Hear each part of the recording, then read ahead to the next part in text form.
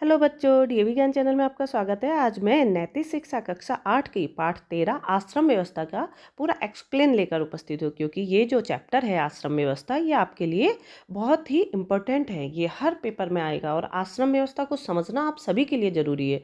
तो आइए देखते हैं। सबसे पहले हम बात करते हैं आश्रम व्यवस्था क्या है। हमारा समाज मनुष्यों से मिलकर बना है। अगर हम समाज को उन्नत एवं सुव्यवस्थित देखना चाहते हैं तो इसे बनाने वाले मनुष्य का जीवन भी उन्नत होना चाहिए। इसी उद्देश्य से प्रेरित होकर प्राचीन काल में ऋषि मुनियों ने मनुष्य जीवन को 4 बराबर भागों में बांटा था।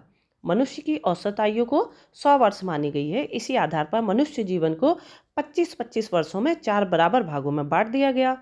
सबसे पहले भाग को ब्रह्मचर्य आश्रम कहा, जिसकी आयु 25 वर्ष बताई गई।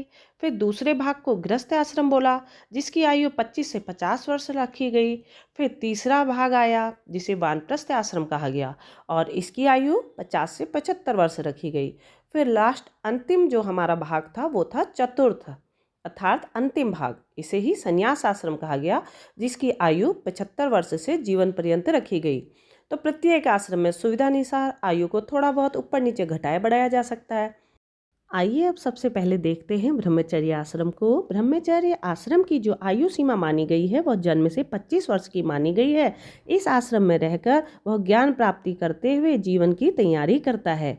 बचपन में मनुष्य के प्रथम गुरु उसके माता पिता माने जाते हैं। बच्चा अपने माता पिता से कई तरह के ज्ञान को प्राप्त करता है। 8 से 10 वर्ष की आयु अवस्था में बच्चे को शिक्षा प्राप्त करने के लिए गुरुकुल भेज दिया जाता है, लेकिन आज के समय में गुरुकुल जो है उसका स्थान स्कूलों और कॉलेजों ने ले लिया है और यहाँ पर जो भी बच्चा शिक्षा प्राप्त करता है वह गुरु के द्वारा प्राप्त करता है। ब्रह्मचर्य आश्रम जीवन रूपी भवन की नींव के समान है।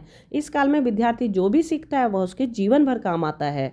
ऋषि मुनियों के अनुसार विद्यार्थी का जीवन बहुत ही सादा, संयमी और अनुशासित होना चाहिए। इस काल में विद्यार्थी को विद्या प्राप्त करने के लिए कठोर परिश्रम करना चाहिए। उसे याद रखना चाहिए कि उसे दोस्ती, सैर सपाटे से दूर रहना चाहिए और उसे यह भी याद रखना चाहिए कि उसके माता पिता और गुरु ही उसके सच्चे हितैषी हैं। दूसरा आश्रम शुरू होता है गृहस्थ आश्रम। इस आश्रम की जो उम्र है वह मानी गई है 25 वर्ष से 50 वर्ष। शिक्षा के पश्चात मनुष्य विवाह करके गृहस्थ आश्रम में प्रवेश करता है। गृहस्थ आश्रम में बालक की यानी लड़के की जो उम्र मानी गई है वो 25 वर्ष मानी गई है और लड़कियों की जो उम्र मानी गई है वो 16 वर्ष मानी गई है। गृहस्थ आश्रम को सबसे ऊंचा और श्रेष्ठ माना जाता है, क्योंकि इस आश्रम में रहकर ही मनुष्य जो है वह अन्य 3 आश्रमों की पूर्ति करता है। उनके लिए भोजन, वस्त्र और उनकी जरूरत की सभी आवश्यकताओं को पूरा करता है। इसी आश्रम में रहकर मनुष्य संतान की सेवा करता है। इसी आश्रम में रहकर मनुष्य समाज के लिए समाज की सेवा करता है, शासन व्यवस्था का पालन करता है। अतः यह आश्रम बहुत श्रेष्ठ माना जाता है। अब बात करते हैं तीसरे आश्रम की, जिसका नाम है वानप्रस्थ आश्रम। इस आश्रम की जो आयु है वह 50 वर्ष से 75 वर्ष की मानी गई है।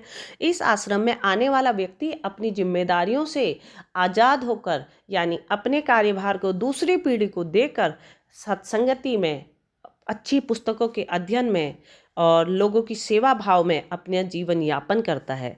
इसमें इनका प्रमुख कार्य क्या होता है कि अपने विद्याधन को दूसरों को बांटना, धार्मिक पुस्तकों का अध्ययन करना, विद्यार्थियों को पढ़ाना, यज्ञ आदि करके प्रभु की उपासना करना और योग अभ्यास करना। आइए अब पढ़ते हैं संन्यास आश्रम को।